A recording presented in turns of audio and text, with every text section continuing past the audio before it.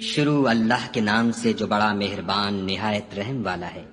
اور جب ہم نے تمہارے لیے دریا کو پھاڑ دیا تو تم کو تو نجات دی اور فرعون کی قوم کو غرق کر دیا اور تم دیکھ ہی تو رہے تھے۔ اور جب ہم نے موسیٰ سے 40 رات کا وعدہ کیا تو تم نے ان کے پیچھے بچڑے کو معبود مقرر کر لیا اور تم ظلم کر رہے تھے۔ پھر اس کے بعد ہم نے تم کو معاف کر دیا تاکہ تم شکر کرو۔ اور جب ہم نے موسیٰ کو کتاب اور معجزے عنایت کیے تاکہ تم ہدایت حاصل کرو۔ اور جب موسیٰ نے اپنی قوم کے لوگوں سے کہا کہ بھائیو، تم نے بچڑے کو معبود ٹھہرانے میں بڑا ظلم کیا ہے، تو اپنے پیدا کرنے والے کے آگے توبہ کرو اور اپنے تئیں ہلاک کر ڈالو، تمہارے خالق کے نزدیک تمہارے حق میں یہی بہتر ہے۔ پھر اس نے تمہارا قصور معاف کر دیا، وہ بے شک معاف کرنے والا اور صاحب رحم ہے۔ اور جب تم نے موسیٰ سے کہا کہ موسیٰ، جب تک ہم خدا کو سامنے نہ دیکھ لیں گے تم پر ایمان نہیں لائیں گے، تو تم کو بجلی نے آ گھیرا اور تم دیکھ رہے تھے۔ پھر موت آ جانے کے بعد ہم نے تم کو از سر نو زندہ کر دیا تاکہ احسان مانو،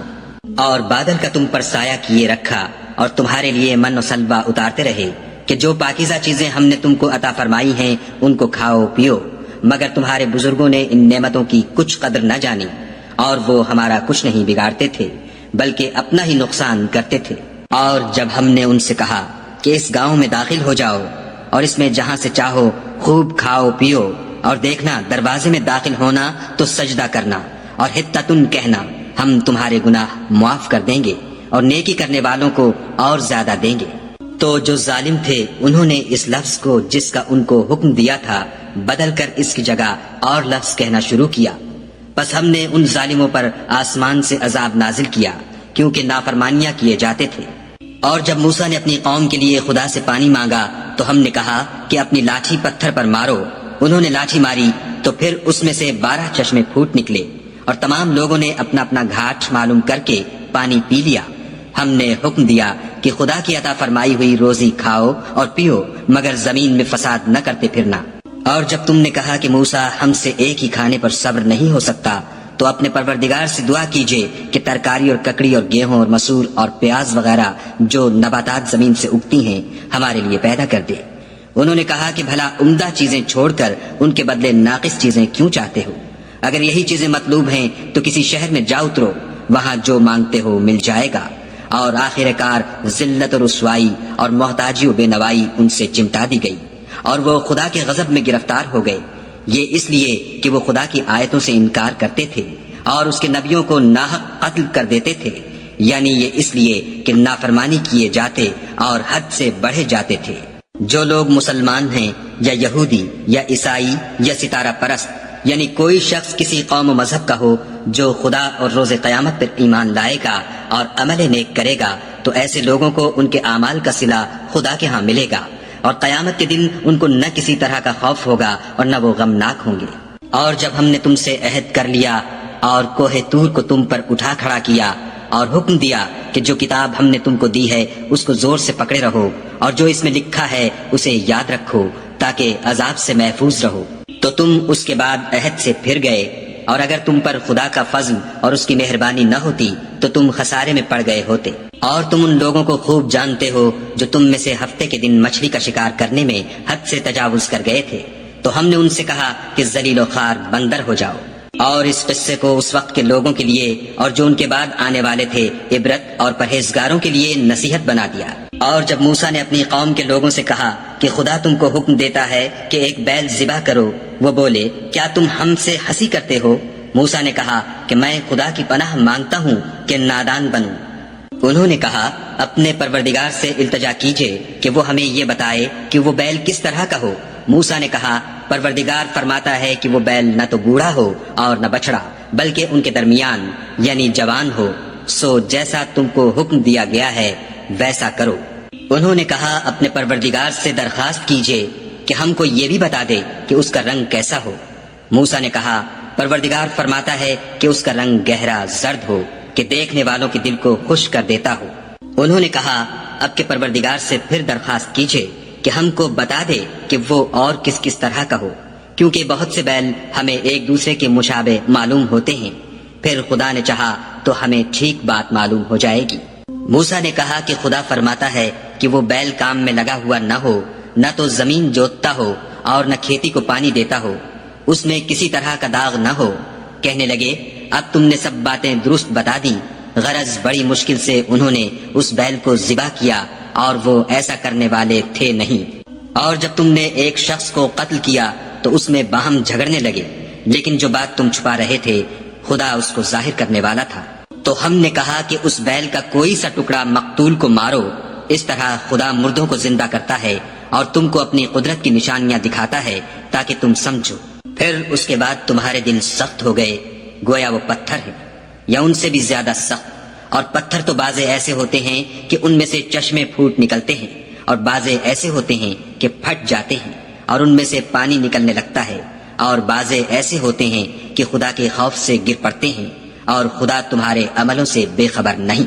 مومنو، کیا تم امید رکھتے ہو کہ یہ لوگ تمہارے دین کے قائل ہو جائیں گے، حالانکہ ان میں سے کچھ لوگ کلام خدا یعنی تورات کو سنتے پھر اس کے سمجھ لینے کے بعد اس کو جان بوجھ کر بدل دیتے رہے ہیں۔ اور یہ لوگ جب مومنوں سے ملتے ہیں تو کہتے ہیں ہم ایمان لے آئے ہیں، اور جس وقت آپس میں ایک دوسرے سے ملتے ہیں تو کہتے ہیں جو بات خدا نے تم پر ظاہر فرمائی ہے وہ تم ان کو اس لیے بتائے دیتے ہو کہ قیامت کے دن اسی کے حوالے سے تمہارے پروردگار کے سامنے تم کو الزام دیں۔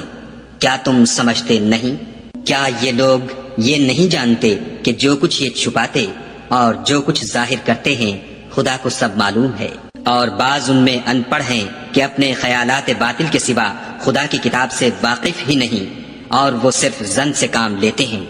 تو ان لوگوں پر افسوس ہے جو اپنے ہاتھ سے تو کتاب لکھتے ہیں اور کہتے یہ ہیں کہ یہ خدا کے پاس سے آئی ہے تاکہ اس کے عوض تھوڑی سی قیمت یعنی دنیاوی منفیت حاصل کریں۔ ان پر افسوس ہے اس لیے کہ بے اصل باتیں اپنے ہاتھ سے لکھتے ہیں، اور پھر ان پر افسوس ہے اس لیے کہ ایسے کام کرتے ہیں، اور کہتے ہیں کہ دوزخ کی آگ ہمیں چند روز کے سوا چھو ہی نہیں سکے گی۔ ان سے پوچھو کیا تم نے خدا سے اقرار لے رکھا ہے کہ خدا اپنے اقرار کے خلاف نہیں کرے گا؟ نہیں، بلکہ تم خدا کے بارے میں ایسی باتیں کہتے ہو جن کا تمہیں مطلق علم نہیں۔ ہاں، جو برے کام کرے اور اس کے گناہ ہر طرف سے اس کو گھیر لیں تو ایسے لوگ دوزخ میں جانے والے ہیں اور وہ ہمیشہ اس میں جلتے رہیں گے۔ اور جو ایمان لائیں اور نیک کام کریں وہ جنت کے مالک ہوں گے اور ہمیشہ اس میں عیش کرتے رہیں گے۔ اور جب ہم نے بنی اسرائیل سے عہد لیا کہ خدا کے سوا کسی کی عبادت نہ کرنا، اور ماں باپ اور رشتہ داروں اور یتیموں اور محتاجوں کے ساتھ بھلائی کرتے رہنا، اور لوگوں سے اچھی باتیں کہنا، اور نماز پڑھتے اور زکوٰۃ دیتے رہنا، تو چند شخصوں کے سوا تم سب اس عہد سے منہ پھیر کر پھر بیٹھے۔ اور جب ہم نے تم سے عہد لیا کہ آپس میں کچھ تو خون نہ کرنا اور اپنے کو ان کے وطن سے نہ نکالنا، تو تم نے اقرار کر لیا اور تم اس بات کے گواہ ہو۔ پھر تم وہی ہو کہ اپنوں کو قتل بھی کر دیتے ہو اور اپنوں میں سے بعض لوگوں پر گناہ اور ظلم سے چڑھائی کر کے انہیں وطن سے نکال بھی دیتے ہو، اور اگر وہ تمہارے پاس قید ہو کر آئیں تو بدلہ دے کر ان کو چھڑا بھی لیتے ہو، حالانکہ ان کا نکال دینا ہی تم کو حرام تھا۔ یہ کیا بات ہے کہ تم کتاب خدا کے بعض احکام کو تو مانتے ہو اور بعض سے انکار کیے دیتے ہو؟ تو جو تم میں سے ایسی حرکت کریں ان کی سزا اس کے سوا اور کیا ہو سکتی ہے کہ دنیا کی زندگی میں تو رسوائی ہو اور قیامت کے دن سخت سے سخت عذاب میں ڈال دیے جائیں۔ اور جو کام تم کرتے ہو خدا ان سے غافل نہیں۔ یہ وہ لوگ ہیں جنہوں نے آخرت کے بدلے دنیا کی زندگی خریدی، سو نہ تو ان سے عذاب ہی ہلکا کیا جائے گا اور نہ ان کو اور طرح کی مدد ملے گی۔ اور ہم نے موسیٰ کو کتاب عنایت کی اور ان کے پیچھے یکے بعد دیگرے پیغمبر بھیجتے رہے، اور عیسیٰ ابن مریم کو کھلے نشانات بخشے، اور روح القدس یعنی جبرائیل سے ان کو مدد دی۔ تو جب کوئی پیغمبر تمہارے پاس ایسی باتیں لے کر آئے جن کو تمہارا جی نہیں چاہتا تھا تو تم سرکش ہو جاتے رہے، اور ایک گروہ انبیاء کو تو جھٹلاتے رہے اور ایک گروہ کو قتل کرتے رہے، اور کہتے ہیں ہمارے دل پردے میں ہیں۔ نہیں، بلکہ خدا نے ان کے کفر کے سبب ان پر لعنت کر رکھی ہے،